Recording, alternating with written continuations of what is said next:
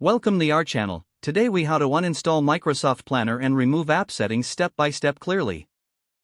To begin, locate the Microsoft Planner app on your device. If you're using a Windows PC, click on the Start menu located at the bottom left corner of your screen.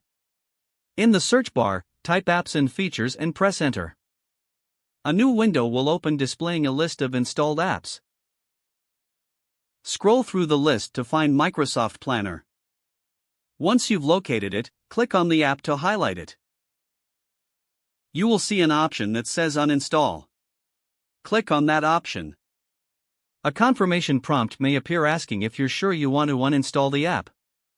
Confirm your choice to proceed with the uninstallation.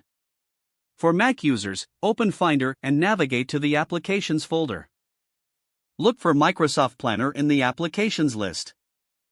Click and drag the Microsoft Planner icon to the trash bin. Once it's in the trash, right-click on the trash bin and select Empty Trash to complete the uninstallation. Next, we will remove app settings. For Windows users, press the Windows key and type %local app data% in the search bar. Press Enter to open the local app data folder.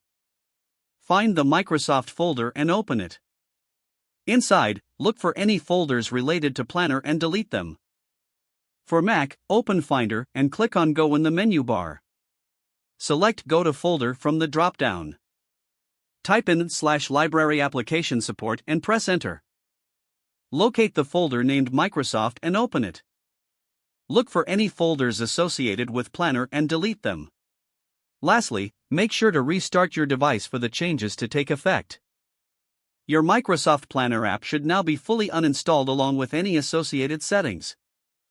If the page does not load, refresh the browser or try again in a private or incognito window.